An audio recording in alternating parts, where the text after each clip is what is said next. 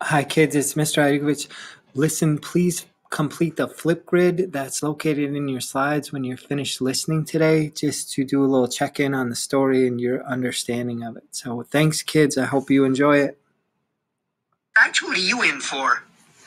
I know that sounds overly dramatic, like we were both in prison, but she doesn't know me at all, so it felt liberating that I could pretend to be cooler than I was. My dad wants me to get my elbow x-rayed because my free throw's a bit off lately. I waited to see if she'd say anything more, but I didn't want to push because she didn't push me about my helmet head. Can you keep a secret? Tazy whispered. Of course. Pinky swear secret? I held out my good hand and raised my pinky. Pinky swear. My heart was racing at the thrill of a secret. I took a deep breath so I wouldn't get overly excited and faint. I've been messing up on purpose, and when my dad asked me what was going on, I lied and said my elbow felt funny. He freaked out and dragged me down here. Now it's a big mess because there's actually nothing wrong with my elbow at all. Why would you lie? Did you know I play sports? Tazy, everyone in the world knows you play sports. You were on the cover of Sports Illustrated when you were 8. That's true, but it's not like I was the only kid on the cover. There was a kid from every state. I was just a kid from Pennsylvania. We were all supposed to be these elite, she used air quotes, child athletes. But 6 months later, I got too big for gymnastics, and it was over for me. Just like that. She snapped her fingers. And ever since, my dad keeps pushing me to try all these other sports, like tennis, golf, basketball. And one morning I woke up to find he put a volleyball court in our backyard. But that's cool now because we use it for badminton, which I love. It's like he's determined to make me a champion again, and what? And I'm just kind of sick of it. I really loved gymnastics, so it was disappointing when I got too tall. But it's not like I'm a light switch and he can turn me on and off when it comes to any other sports, you know?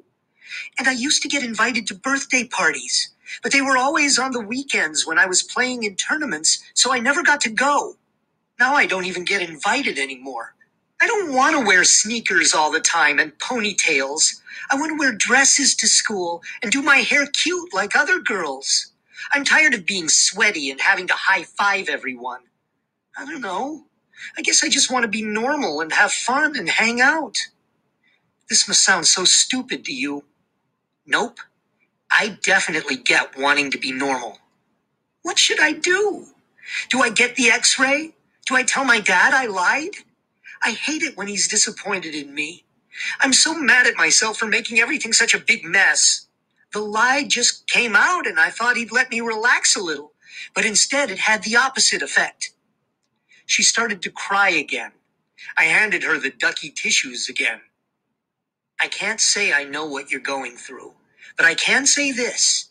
Your uncle is my favorite nurse here at the hospital, and as you may or may not know, I spend a lot of time here. I'd talk to him if you don't want to talk to your dad. Maybe he can help. I paused and then said, or maybe that might make things worse, because your dad would just get mad at Dino and they might get into a fight. And if Dino gets a busted lip, I'd feel terrible. But if he did get a busted lip, he'd at least know what to do with it since he's a nurse. Okay, I guess I'm not all that helpful. Most people don't tend to ask for my advice. Daisy smiled. You're pretty funny, Benj. She stood up. I'm going to go find them and talk to them. It's my life. If I want to take some time off from sports, I should be able to say so. Just because my dad and my mom were champion athletes doesn't mean I have to be, right? I admired her quick decision and her bravery. The twins would never accuse her of being a waffle butt. She suddenly seemed exactly like the confident and super cool Tazy who proudly walked around the school hallways. She held out the ducky tissues packet for me to take. I shook my head and gently pushed them back to her. You keep them. To remember me by. It sounded better in my head than when I said it out loud. But that's because I think it's some piece of corny movie dialogue from some corny movie that my mom watches. I couldn't believe I just said that. Why would I say that? I was immediately embarrassed, but before I could regret it too much, Daisy laughed again. "You're too funny." And just like that, she was gone. I was still staring at the doorway after her when my mom showed up again. "Aw, is that goofy smile for me? Did you miss me? I tried to hurry." I didn't have the heart to tell her that my smile was for some other girl, so I nodded. 5. So I'm skipping over the majority of the 2 long and boring weeks it took for me to get my dog, mainly because they were the longest, most boring days in the history of the world. Dr. Helen had written me a note, so I missed school while I was waiting. All my teachers sent me my homework over email. Every morning I did my homework, and by lunchtime I was free to stare at the clock on the kitchen microwave, hoping that time would pass more quickly. Even though the days were long and boring, the nights were a little different. Like I said before, the twins were the exact opposite of me, so where I saw my helmet as one of the worst things to ever happen to me, the twins saw it as one of the best things that ever happened to them. You think your older siblings torture you sometimes? Well, trust me, that's nothing compared to my brothers. The morning after I got the helmet, I woke up to find that they had taken off the tusks of Stinky Tuscadero, my mom named him for me, my gray stuffed elephant, and glued them to either side of my helmet, so I looked like a Viking. Brett called me Sir Butsky Butsby and saluted me. I told them Vikings didn't have titles like Sir, nor were they saluted. Brick thought it was hilarious that I corrected Brett and started laughing at him. Pretty soon they were rolling around on my floor like wild animals. On the second night, they painted the helmet silver and attached the antenna from an old TV we have in the basement on top of it. That was Brick's brilliant idea, but he wasn't in my room when I woke up the next morning because he got silver paint all over Mom's glue gun and stayed up really late trying to scrape it off before she busted him. What he should have realized was they were always going to get busted.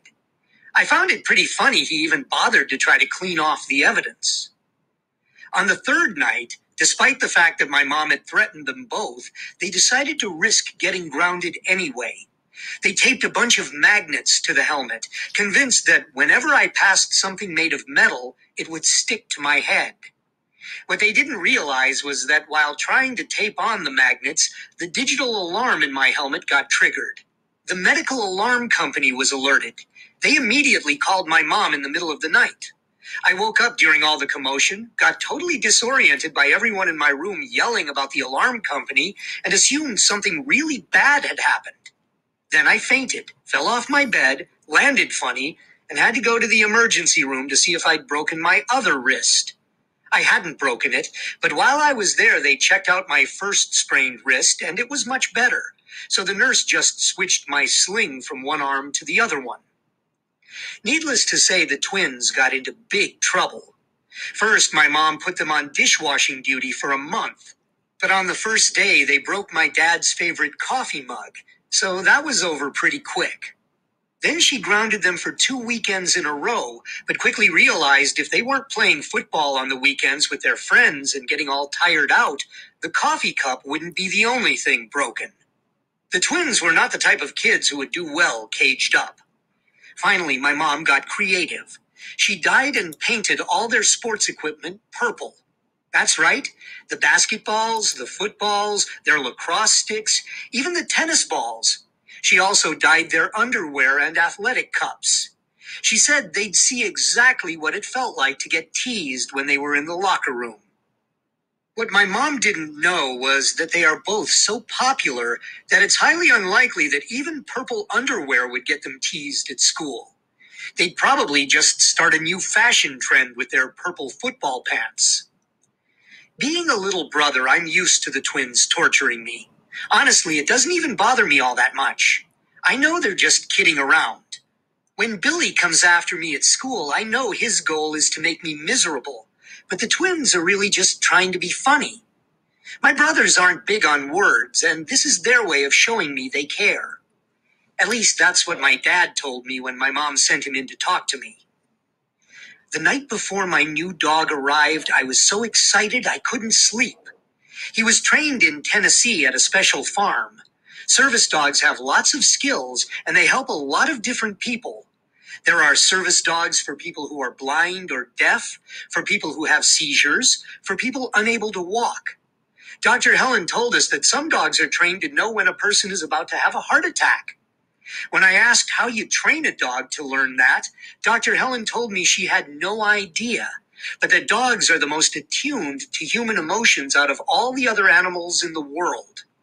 I guess there are animals that are smarter than dogs, like orangutans and chimps, but when it comes to empathy, dogs are the best. Dr. Helen described the farm like a college for dogs. A lot of dogs go, but only a few ever graduate.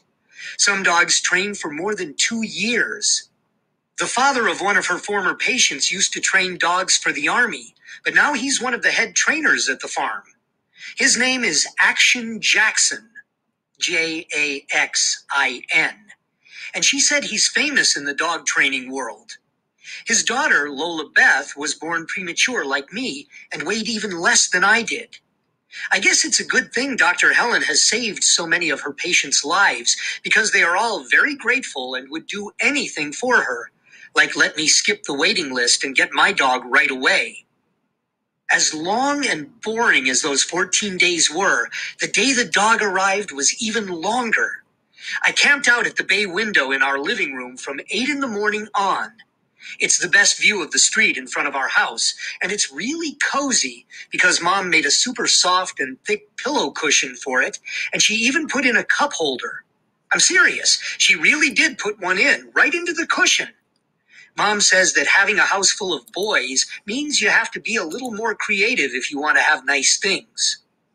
Anyway, I waited and waited and waited until eventually I got all warm and toasty sitting in the sun and fell asleep with my face pressed up against the glass.